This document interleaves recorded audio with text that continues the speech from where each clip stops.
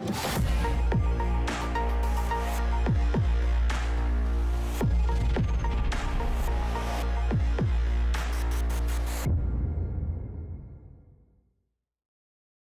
is Friday, March 27th, 2020.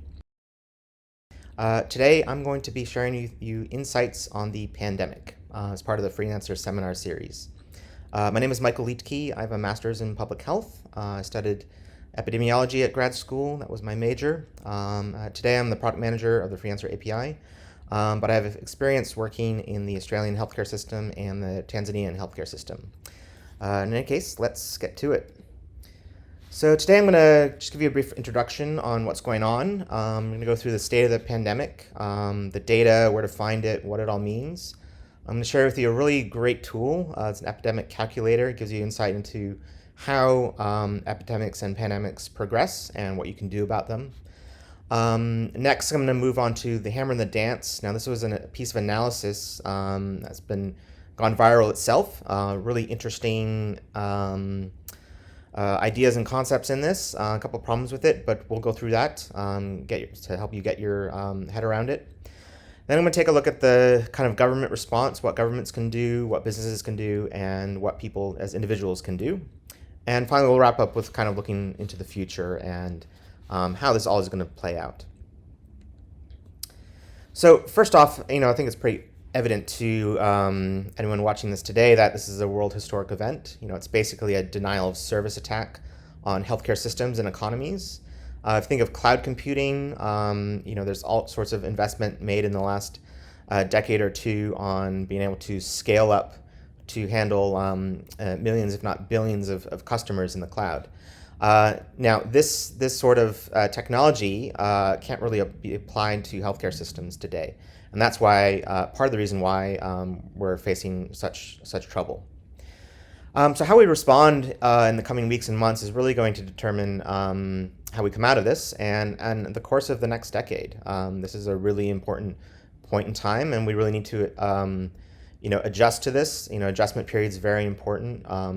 Being in denial about what's happening and how we respond makes the problem, can make the problem orders of magnitude worse. So it's really important that we're on top of things. We move fast, we make decisive actions, and we move forward. The other thing I'll point out is that in addition to washing our hands and being hygienic in this day and age, through this pandemic, we really need to be careful about the facts and the data going around. Now, I'm not perfect in this regard. Of all the things I know, only a portion of them are true. It's just difficult figuring out which portion is. So we need to be careful about the data we consume. There's a lot of misconceptions, misinformation floating around. We also have to be careful about what we share, and that we're not compounding the problem by sharing things that are not true. So let's jump into the state of the pandemic. I'm just going to go through some online data sources now. I'm just going to start with the CDC in the U.S. They have a whole section of their site now dedicated to COVID-19. This is a good resource for anyone who wants to get some knowledge about how they should deal with this. Whether they're work in the healthcare system or just a citizen. Very useful information here. Also some morbidity and mortality statistics and other sorts of guidance. So I'll give that to you to peruse. The other thing at the CDC, they have a weekly report, the Morbidity and Mortality Weekly. There's a section on the novel coronavirus as well, so you can take a look at that. Moving on, now this site is the Corona Clock, and someone created this because his mom wasn't really getting the message, didn't realize the severity of the situation, and that we really need to pay attention to the recommendations we're receiving from our local governments on self-isolation and quarantine and making sure that we're not spreading this virus around. So this just counts down the time to the next death, next infection, and next recovery. Now this data is being pulled, I think, on an hourly or every several hours from the Johns Hopkins data or something. It's not perfect, but it gives you a sense of kind of the urgency that we face today. The next thing I'm going to pull up is just the Johns Hopkins data. They've mapped out all of the cases and deaths and so forth across the world. So you can kind of drill into the different countries and cities and so forth. And again, this is pulled from multiple sources. It's not the necessarily 100% accurate, but it's a pretty much the most accurate data we have in one place today. Another resource which is really useful is the Worldometer data. Now I'll take you through some different countries here. This is as of today, Friday the 27th of March 2020. We're up to over 500,000 cases, 24,000 deaths, and 123,000 recovered. Now, it's useful to understand that these numbers are what's been reported. Obviously, there's a lot of other people out in the population who haven't been tested, had an asymptomatic case or a subclinical case, and hasn't really bubbled up into the purview of the healthcare systems monitoring all this. However, of those serious enough to kind of appear on the radar of various healthcare systems and these surveillance networks, we see that 5% of active cases, these are people today who actively have this virus, are serious or critical. That's a very high number and very concerning as we see this grow. Another very concerning number is the closed cases. So again, I think people on the radar in the system, we see 16% of closed cases have resulted in death. So that's a pretty stark figure as well. We can see the massive growth here. Now I'm just going to switch to the logarithmic views here. We can see that there's the slope here has been increasing.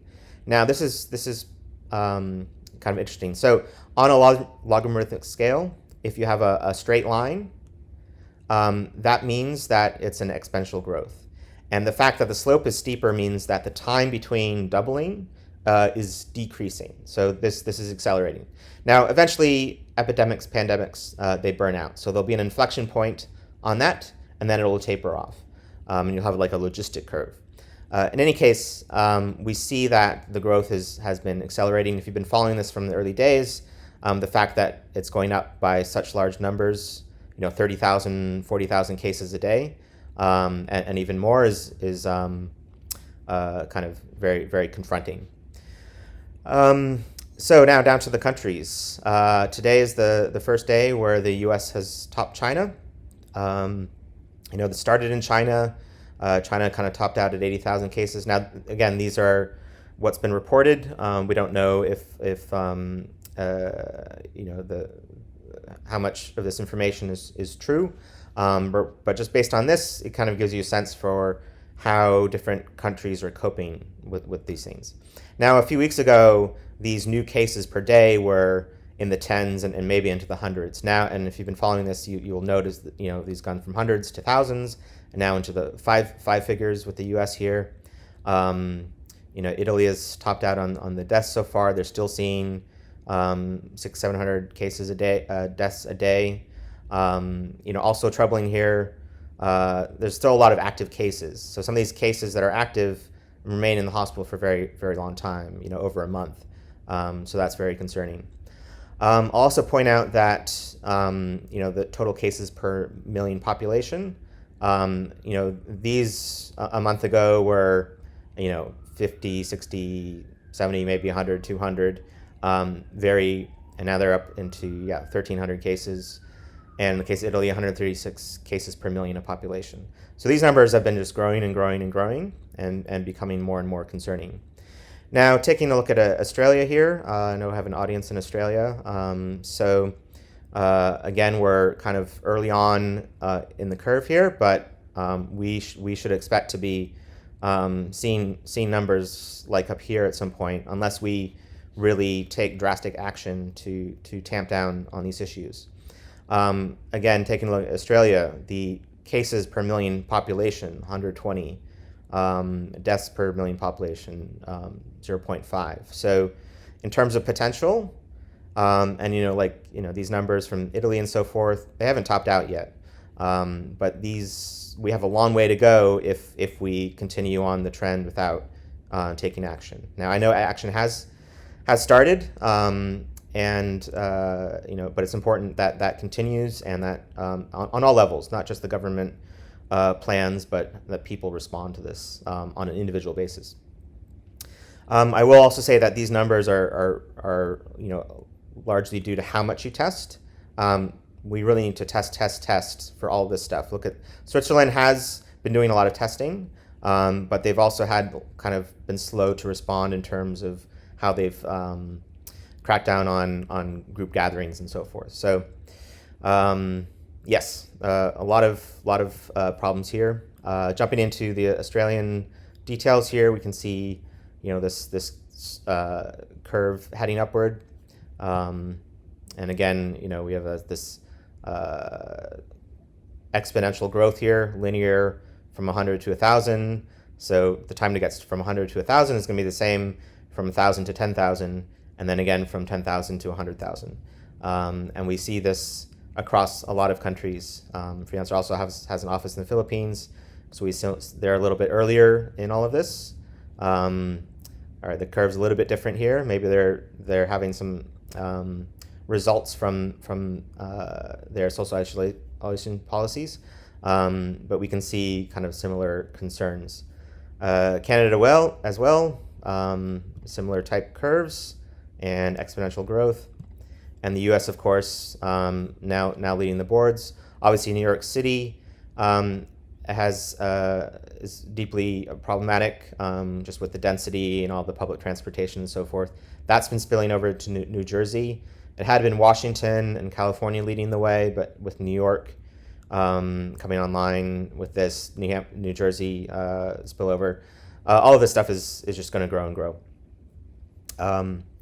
So let's just see where we are here. So that's kind of some of the data. Places you can get data if you want to look at this day-to-day useful information. I'll just point out one thing about this as well. So if you imagine that, I think we know at this point more or less that the course from infection to a death for a person who ends up succumbing to this is about 20 days. Now in 20 days, if you find out that there's one death in your neighborhood, what that means is that that person was infected 20 days ago. It also means that if there's a 1% case fatality rate, that means that there were 100 people walking around your neighborhood infected by the time that one death showed up. So one of the big problems with this particular pandemic is that it's not obvious that people need to self-isolate. If you get the flu and you're sick within a day, you're at home within a day, and you are not spreading it around. However, if you are get this and you're walking around for 5 days before you even notice that anything's wrong, well, that's part of the reason why this spreads so easily. So just because some people are trying to time when they start wearing masks, or time when they start staying home, well, if you're doing that, you're doing it too late. So it's important that we keep that in mind when we're figuring out which policies to have. We really need to be kind of looking backwards so we can look forward to what happens. Next thing I'm going to look at here is an epidemic calculator. Now this is actually super useful thing. I wish I had this in school, because it really illustrates kind of what happens during an outbreak. Now this is based on the SIR model, which is the susceptible, infectious, recovered model. Now it's actually much more complicated than that. In this case, we have susceptible population, then exposed, infectious, recovered. That's the SIR model, and then we have some other things here. We've hospitalized and fatalities. But the idea with this is that you can take a look at the data over time. So number of days is on the x-axis, the y-axis the number of cases, and then the colors show you which stage of the disease each are in. It also calls out the peak hospitalizations based on the given data. So we can play around with these inputs. So I've got a 7 million size population here. Initial number of infections is 99.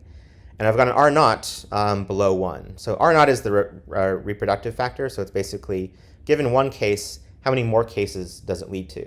So if the R naught is 1, they yield one more case, and that person yields one more case. So basically the total number infected at any given time stays the same. It's always 1. It's 1, and then 1, then 1, then 1. If it's 2, well, you get 1 leads to 2, and 2 leads to 4, and you get that exponential growth. So the key thing when modeling an epidemic and designing policy around it is trying to figure out how to reduce that R naught value below 1.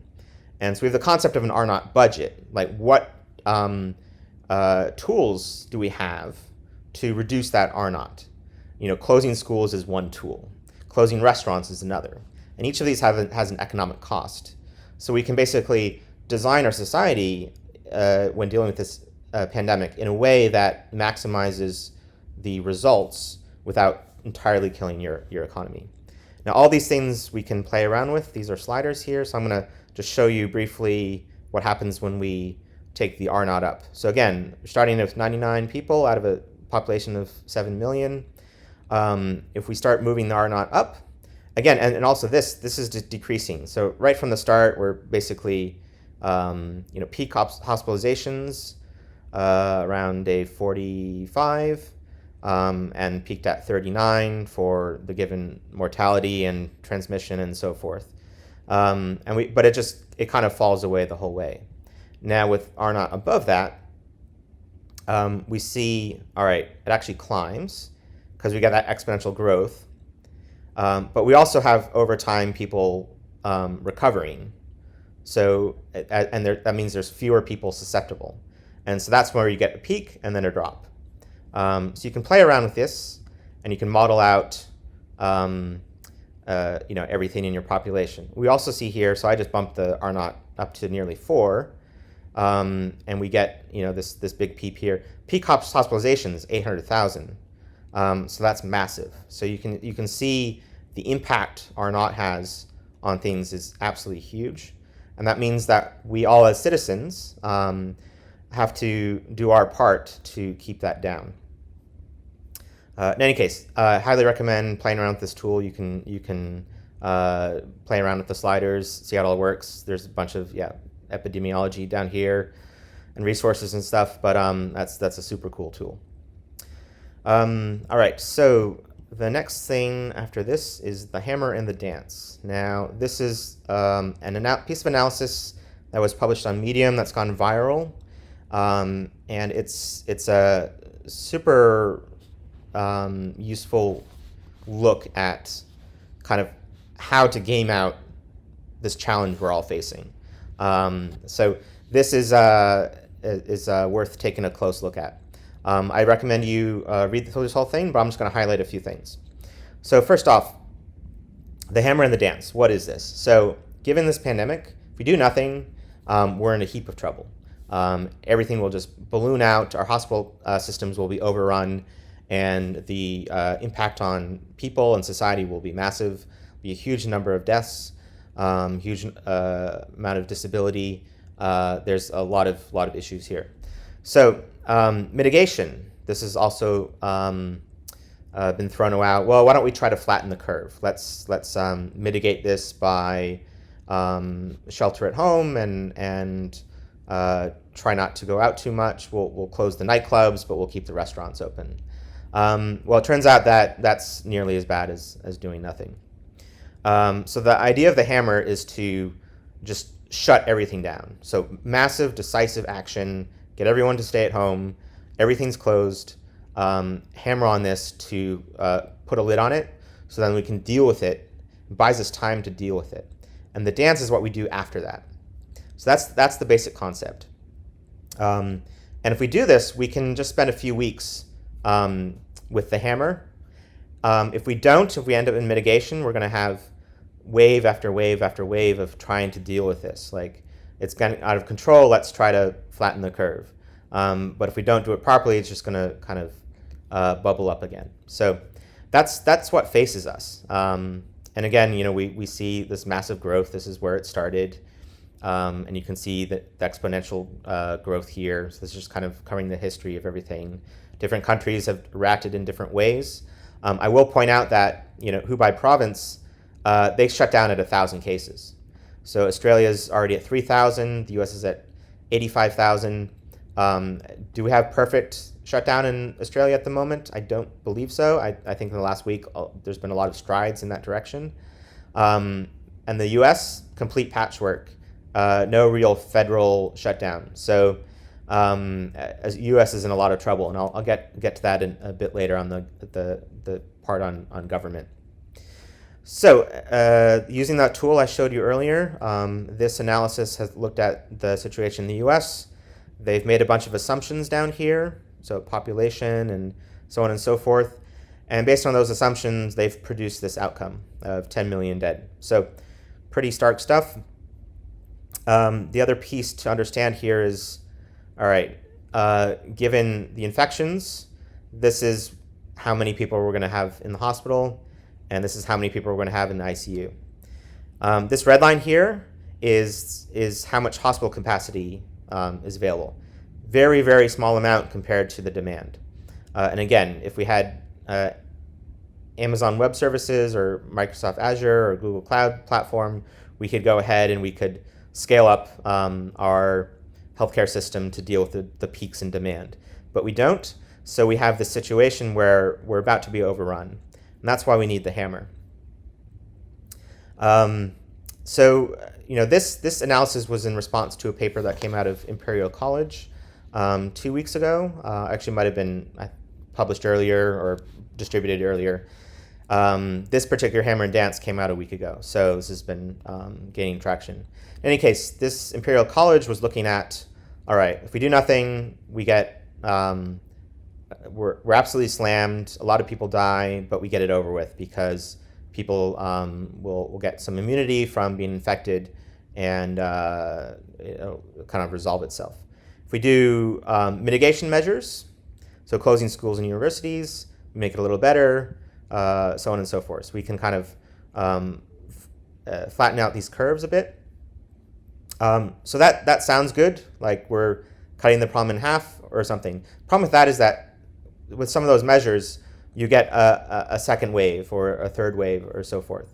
So you're introducing economic pain, and that economic pain gets back again, and it becomes back again.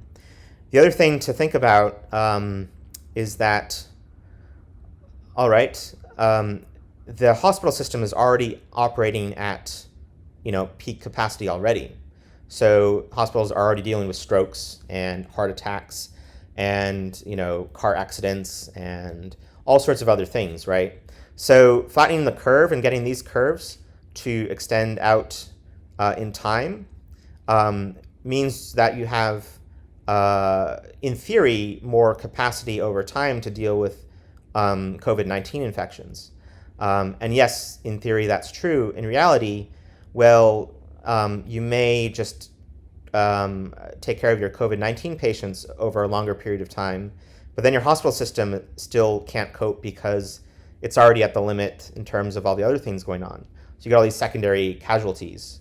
So it's not flattening the curve is not a magic bullet, unless you can truly drop it down with suppression tactics. And again, mitigation versus suppression. Mitigation is a half measure. Suppression is a full measure. And only the full measure gets you to a point where you can truly reduce the number of people, the overall number of people infected, so that your hospital system isn't overrun in the same way in which you ultimately would with the mitigation measure. Now, this analysis also calls out this idea of kind of getting it over and done with and getting some measure of herd immunity. And the point it makes is that, well, this is an RNA virus. RNA viruses mutate more fastly than DNA viruses. So you have different strains already appearing. So your herd immunity is going to run out at some point. Now there's a couple problems with that. There's a difference between the having different strains doesn't mean that the immunogenicity is compromised. So if you are infected and have an immune response and develop antibodies, those may work on multiple strains. We don't know that yet, so it is a risk relying on herd immunity. But it is possible that these different strains don't matter so much in terms of the antibodies we do end up developing, whether that comes from an actual infection or from a future vaccine. But moving down here, I think it's clear that the suppression strategy, which is what this here, it goes from millions and millions, which we saw earlier, down to 40,000 infected and only 4,000 dead. So 10 million dead versus 4 million dead. Again, this is in the US based on the assumptions here. That is a huge difference. And so the difference is mitigation versus suppression. So this is clearly the superior strategy. It also fits in economically as the best way to handle it. And again, this is pivoting off of what the Imperial College paper was saying, and this is basically a critique against that.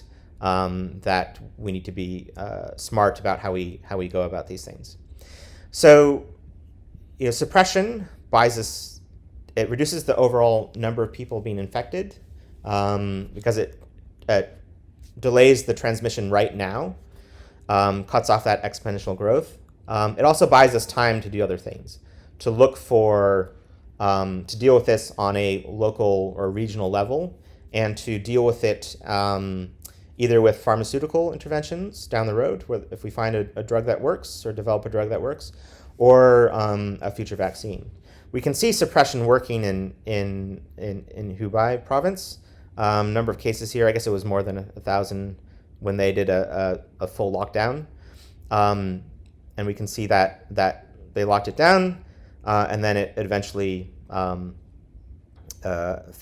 Now, another key thing to understand here is that there's a delay in response with this stuff. So if you lock everyone down for 3 weeks and the numbers are still rising, it doesn't mean you did the wrong thing. It just means that it takes time for these changes to show up in the numbers. Anyway, I'm going to skip down here. Obviously, there's a lot of research, massive amount of research going on right now. But let's move on to the dance. So what do we do after we do the suppression? Well, we have to deal with it through many different measures. So this is looking at, all right, things that are cheap to do, things that are expensive to do. So yeah, closing all schools and churches and bars and mass gatherings, that's expensive. But this looks at different countries who did different things, and you can kind of see the outcomes. So anyway, take a close look at that. Anyway, the key to the dance is keeping that R0 below 1, implementing proper testing and contact tracing, quarantining, and isolation. These are traditional public health control measures, and these work, but you have to implement them, and you have to implement them widely. You can't do a half measure when doing this. And so there's a whole public education part of this that comes together. But you need to do all these things. And this gets us to our idea of an R0 budget. So this analysis cleverly put together this idea. They sorted by expense. So they used their budget, their R0 budget, on the things that are expensive. So we can't close grocery stores, urgent services, schools and universities, bars and restaurants, sports. This is what we should be using for our budget. And again, this is just kind of pulled out of thin air, this idea. But the way they've done this, there's no hard numbers on how much of each of these costs. There's some estimates. But this is what we have to do. We have to do a whole bunch of things to make sure that we can keep this tamped down. If you look at what China's doing, they are instituting very aggressive measures. Also Singapore and Taiwan and South Korea, measuring people's temperatures as they exit a building or enter a building or enter a restaurant, or if they go from one town to another. There's all sorts of infection control measures and other work that's done to make sure that people are in compliance. They've basically put a layer of enforcement monitoring and enforcement to make sure that people are in compliance with these restrictions. And that's how they're dealing with it. And the reality is, this is a very tricky thing with privacy and independence and so forth. But there's going to have to some sort of kind of authorities working together with people to figure out a way to be responsible in terms of how to deal with this, both in the hammer phase, but also as this plays out over the next 2 years, how we deal with the dance phase of this. So we can keep society running, we can keep the economy going, we can keep things open. Today in Taiwan, the restaurants are open, the schools are open, people are out and about, but they're also wearing masks, and they're also respecting the self-quarantine. There's fines on if you test positive and you self-isolate. There are fines on breaking that isolation. There's a lot of things in place to make this work. And governments in the West, Australia, your U.S., your European countries, we need to do those same things if we're going to work our way out of this in a reasonable way. And again, some estimates on kind of the cost for all these control measures to get that R naught under 1. So that's the idea there. I think this is a really useful piece of information. Again, the critique on it has to do with some of the kind of ideas around herd immunity and a vaccine. The other problem with vaccines, we can't. It's not a magic bullet. There are vaccines in development. Vaccines already developed very, very quickly. But these take time to test. You can't, because of something called antibody-dependent enhancement in coronaviridae. The coronavirus basically can produce a situation where a secondary infection is a lot worse than the first one. So instead of providing a protective benefit, you get the opposite. So things like dengue fever have this characteristic. And I think we saw some of that with SARS as well. So this is a big problem because if you wanted to, all right, so we have developed a virus. We think it works in culture or whatever. I'm not a virologist. I don't really know how that stuff works. But you can't just, all right, distribute it to 1 billion people, and all of a sudden 1 billion people are 10 times more susceptible to death from COVID-19. So we really need to do the proper testing on any vaccine. So a vaccine is not going to happen this year. We still don't have a vaccine for SARS, and that was in 2003. So there's not a huge hope there. And if we do get one, maybe it lasts for a year, like influenza, or maybe it's 2 or 3 years. If you look at the SARS virus, it is, I think, what they've observed back in 2003 and moving forward was that an infection with it gave you anywhere from 4 months to 12 years of immunity. So let's say we kind of arrive somewhere in the middle there, maybe 3 years, maybe 5 years of immunity. It'd still be great if we had a virus that dealt with that. And maybe with herd immunity, we get something like that. But it's a long way to get to the point of 80% herd immunity for this. Different viruses, different diseases have different herd immunity numbers. And there's some math behind how that all works. But we need to not rely on, we first need to rely on the non-pharmaceutical interventions, then look at pharmaceuticals. I'll cover one of those in a bit, and then look at vaccines. So I mean, there's a massive effort on all fronts on all these things, but we have to keep in mind that there's not a magic bullet a year from now necessarily. Also, vaccine uptake is problematic. A lot of susceptible people don't respond well to or don't build an immune response to vaccines. So that can be a problem as well. So all things to think about as we move forward. All right, let's go back to the slides. So we went through a bit on the Imperial College paper, the hammer of the dance, the R naught budget. Remember, R naught is not a property of the virus, but a property of the context in which it propagates. And we have to be mindful of secondary casualties. I was recently looking into doing some research on the Ebola outbreak of 2014 2014 to 2016 in West Africa. And from that, there was 11,000 something people died of Ebola during that outbreak. But research showed that about 10,500 people died from just not being able to use the hospital system because the hospital system was overrun. So we can't forget about that. All right. What's up next here? Actually, oh yeah, government response. So this is kind of a commentary opinion on my observations from myself. I'm not a government official. I don't know exactly what to do, but broadly speaking, I can say that pain now is a lot better than a lot more pain later, and that's where the hammer and the dance fits in. Countries that have patchy responses are in big trouble. We see this in the U.S.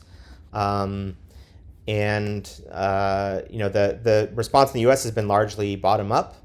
They haven't had a coordinated response. There's a lot of reasons for this, but it's been a really, really bad response in the U.S. from the start. And that means they're way behind the 8 ball on producing, building capacity for the healthcare systems, making PPE, making ventilators. Ford and GM and Tesla are now making ventilators. You have distilleries making hand sanitizer. You have textile factories making masks. There is kind of this patchwork response, but the government response is super concerning because we have some governors who are like, let's shut everything down. We're going to take the hammer approach. You have other governors. The governor of Mississippi this week said, we're not China. Let's just let this thing go. And so I hope you don't live in Mississippi because it's going to be a really bad situation there very soon. I think one thing that to keep in mind as we look at how different countries respond to this, it's revealing in many ways. It's also kind of gives you some insight into the culture and how the culture responds. I'll call out a couple countries here. South Korea largely has a very good approach to this, but we have to recognize they live under a siege mentality. They have North Korea on their doorstep, the threat of war at all times. So the population has to invest their faith in the government, that the government will protect them. And so they have that mentality. And that becomes really an effective part of the response. The U.S. has a feeling of invincibility. They have these long-term geopolitical advantages of long coastlines and riverine systems, and they have a lot of success with all the farmland, and they have a lot of natural advantages. But I think that leaves the U.S. Vulnerable in a situation like this because they do think they're kind of invincible. That said, the public health community in the U.S. and around the world has been warning for decades about pandemics. This is nothing new. There are pandemics that come around, every decade at least, and go back millennia. So this is not something to be surprised about. There's been all sorts of preparation in the U.S. At all levels of government, all sorts of pandemic preparedness, disaster drilling. You have the National Guard, you have the Army Corps of Engineers, you have all sorts of the Defense Protection Act and Army Logistics Services. I forget the name for it, but all sorts of things in place. And the current administration in recent years has shut down a lot of that. At the very least, mothballed certain things. And the guy leading the pandemic preparedness office in the White House was let go in 2018, and that office was closed. And I think we're seeing some of the results of that, and that is that the lack of a coordinated federal response, one that was decisive and early. Being decisive early is super important in this pandemic. That was lacking, and it's almost like going to war without your army. You spend all these years and decades building up capability, and then you just don't use it when the time comes around. I'll kind of pull out something I found that's quite interesting related to this, and that is this Global Health Security Index. It basically ranks the countries about how prepared they are for various situations. And the leader on this board is the United States. And yet they've had probably the worst response of any country to this so far. So we'll see how it all plays out. But it's just a warning to government officials that you need to be decisive, you need to be early, and you need to get your act together, because this is a big problem, and it's not going to go away on its own. I'll also pull this out as well. Transparency is critical in public health and epidemics. Lay people become either effective force multipliers or stubborn walls. I think that is very true. All right, looking at business. Now, I'm not going to comment too much on this. I will say it's a very challenging situation. The nature of many businesses puts them in a very vulnerable spot. Obviously, hospitality, travel, tourism, all these things are very, very difficult situations. Some of these businesses won't survive. It is important for governments. I mean, it's amazing to see, all these kind of Republicans in the U.S. advocating for UBI all of a sudden. So obviously something serious is going on. There is a government response to be had here, but also I think businesses need to recognize that how they respond to this will be remembered. If they treat their employees well, if they do their best to serve their customers, that will be remembered. So I just thought I'd call that out. Personal choices. As individuals, these are the things we need to do right now. We need to sleep. We need to get sun. We need to get our vitamin D. That's really important for the immune system. A lot of people are vitamin D deficient, myself included. I'm taking a supplement now. Important thing to understand about supplements, you only need them if you're deficient in something. Extra supplement on top of your daily recommended allowance doesn't really do anything. So think of a construction site. Imagine you need materials to build your house on your construction site. Well, if you have enough materials, you can build your house. If you don't have enough materials, you're not going to be able to put up that wall or install that kitchen. So it's important that you have the things you need to build your house. However, having extra stuff, if you have way too much building materials on your building site, well, you're not going to be able to walk around. You're not going to be able to get over to that kitchen to put it together. So those extra things, in most cases, don't help a lot. So if you need vitamin C, vitamin D, these things are good to take. Excessive supplement use, don't worry about.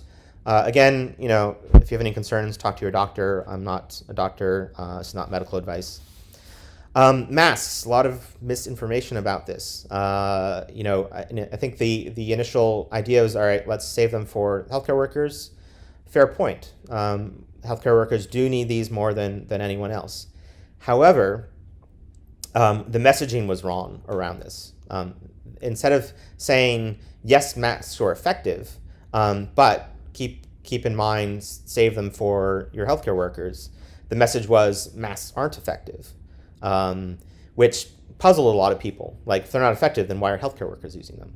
Why is the nurse and the doctor and the dentist wearing these things? Well, they actually do work. They're not 100%. The N95 mask is kind of the one you shoot for. But even just having a bandana is better than nothing, and has to do with transmission. There's a difference between droplet transmission and aerosol transmission. I'm not really sure what the line is here.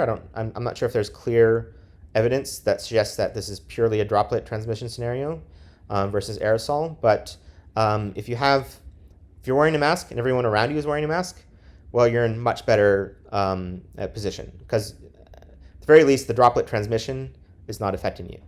The other thing to understand is that there's a dose-response relationship here. So if you have, the more dose you get, it sounds like for this particular disease, the worse your outcome is.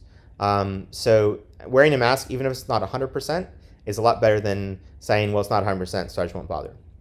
Now, I know there's a stigma with wearing masks. It sounds like the Czech Republic has been effective at getting celebrities to kind of tweet with themselves wearing masks and get rid of the stigma.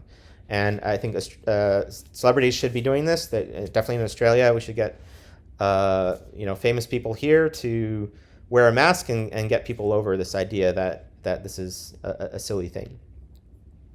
Now, I know there's a lot been going around about hydroxychloroquine and some other drugs.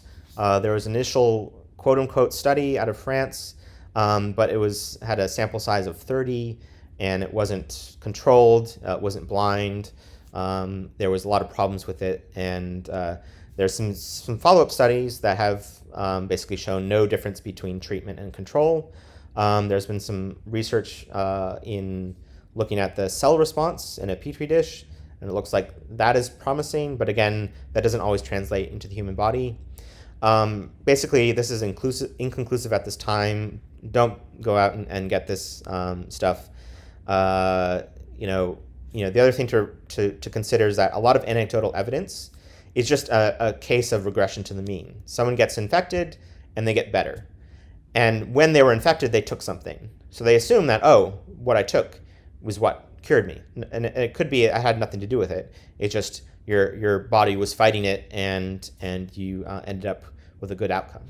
So we have to be careful about understanding kind of this research. And that's one of the points of or parts of epidemiology is studying diseases and interventions and pharmaceuticals, and figuring out what is affected and what is not. So also we individually need to stay home, and we need to remember this is a collective action problem. It is incumbent upon the citizens to do what the local public health authorities are recommending, and stay home. So the future, it's easy to take a clinical view at this. As an epidemiologist, you kind of get used to thinking of these things in numbers, but behind all the numbers are human stories. There's a lot of heroes, a lot of villains. Now, this is an opportunity. It's a chance to make the world a better place. I think it's been hugely educational. It has been to me personally, but I think to a lot of other people, this is a very educational opportunity. We see very clearly now the flaws in our society, the vulnerable places, the vulnerable people. We look at the prisons and the homeless populations, and these are places where this spreads very easily. And we see the economy is not being able to cope, and businesses closing, and all sorts of problems. But it's a chance to kind of reevaluate, take a step back, see what's happening, and make the world a better place. It's also, there's a risk that people take advantage of this. I mean, I think it was Netanyahu in Israel who postponed his own criminal trial because of this. So, there will be that. There will be people taking, looking for more governmental powers and trying to put in more surveillance and so forth. So there's definitely a balancing act with all of this stuff. But, hope, adversity tends to bring out the best in people, and there is hope to be had here. And people are stepping up, and it's inspiring to see all the people on the front lines, all the healthcare workers, all the paramedics and police and firemen and everyone working to keep their business open, to take care of their employees, to help each other out, to take care of your neighbor and help out in your community. There's a lot of ways you can get involved. So have a search around and talk to your community and see what you can do. And I'll just point out a little thing that someone put together, a little COVID hacks thing. They're hacking together some little projects to help out their communities, help out people who are infected, help out the businesses in their neighborhoods, help out the hospital systems and the supply of PPE and so forth. So there's a lot of good that's going to come out of this, and it will end at some point. But we have a few hard months, and probably realistically, a year or two to really get a handle on this. And this pandemic will turn back into regional epidemics, and there will be a time where certain parts of the world are still vulnerable, and other parts have handled it well, and that will mean changes for how we travel and how we get around and so forth. But it is important that we do our part now to make this all happen. So I just wanted to say thank you to all my listeners, and thanks for joining this Freelancer seminar series. If you have any questions for me, you can email me. I think my email's up here. And thank you very much, and stay safe out there, and have a wonderful day. Thank you very much.